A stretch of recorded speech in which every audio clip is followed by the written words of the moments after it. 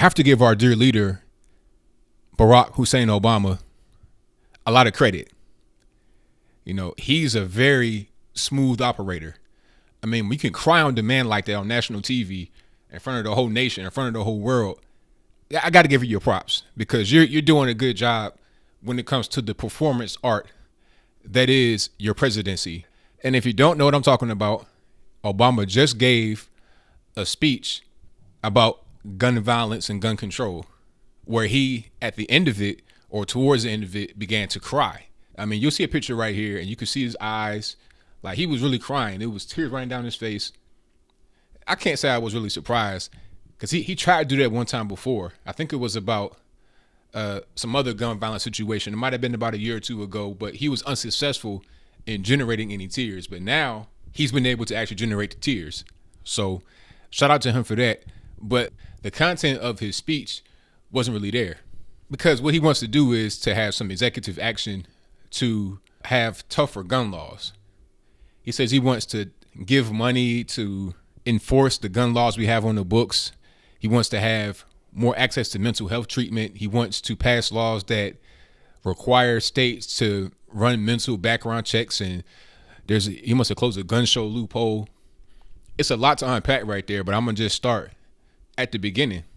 When you're talking about mental health checks and background checks, a lot of states already have that.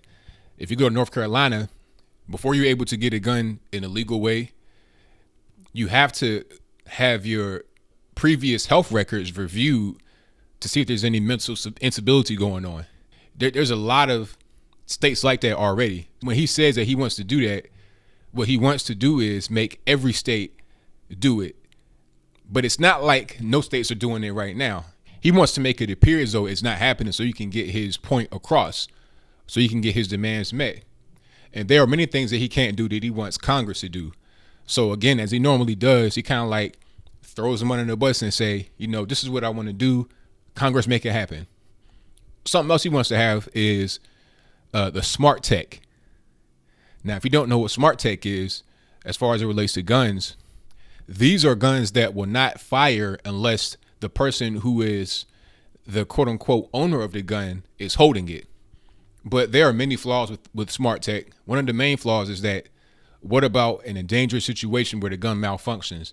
It doesn't recognize you when it's supposed to, and it doesn't fire in a life or death situation. He was comparing it to a bottle of Tylenol.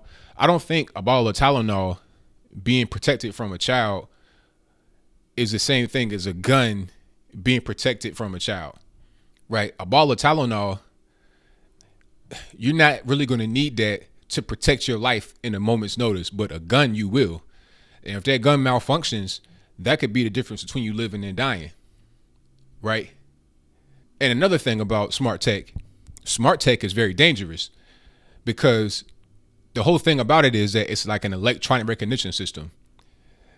And it's also an invasion of privacy. It's just like your Xbox. If you play video games, if you play Xbox, you know that they have this device called Kinect. It can detect your mood.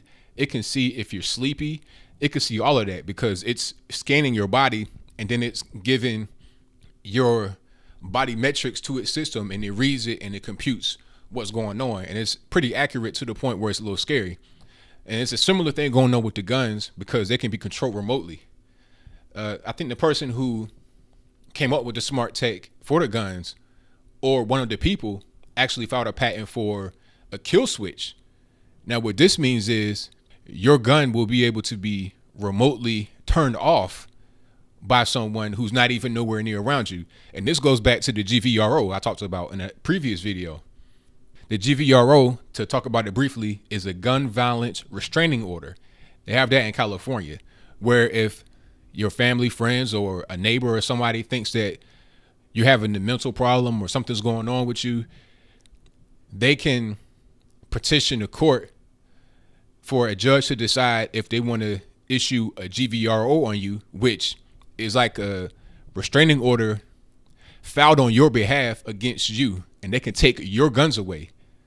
No due process or nothing. They can just say, okay, we think that you're going to be a danger, so we're going to take your guns. And you won't be able to appeal that or do anything to it, I think a maximum of 3 weeks. So just because somebody said that you did something or not even that you did something, that you might do something, they can take your guns away. And with the smart tech, it makes it easier. They don't even have to go in your house. They can just push a button and your gun won't work anymore. And how will that not be hacked? How will that not be abused? How will it not impact people that really need it the most? He talked about suicides because he brought up the number. He says that 30,000 Americans every year have their lives cut short by guns. But when he says that, he says all the ways you can die. He says suicide, accidents, homicide, justified or not, but he doesn't give the actual breakdown of the numbers. A lot of that is accidents, justifiable homicide, and suicide, right?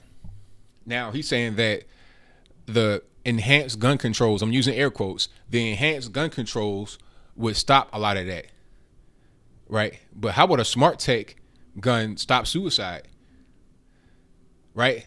If somebody wants to kill themselves with their own gun and the smart tech gun works, then how's that going to stop it? It's a lot of holes in the argument.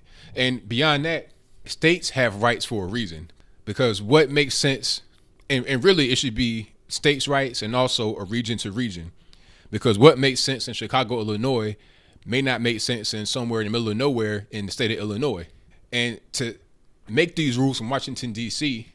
inside the Beltway makes no sense when you're talking about a country that is vast geographically, economically, socially, culturally, and everything else.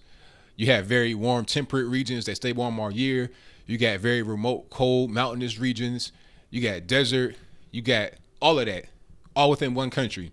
Different types of people, different races, different cultures. So you can't just have these sweeping legislations that impact everybody without understanding how different each place and each situation is. And beyond that, let's look at the Second Amendment. You have the right to your guns. It shall not be infringed. How many more rules do we need on guns before we understand what the Constitution says? And beyond that, if we're trying to stop crime, if we're trying to stop violence, how are laws going to stop violence? How are laws going to stop criminals from saying, you know what? I want to go out and steal a gun and I want to go out and kill someone. I want to rob someone, or I want to assault somebody. The laws don't make less criminals. The laws make more criminals, because now you're making more people subject to becoming a criminal.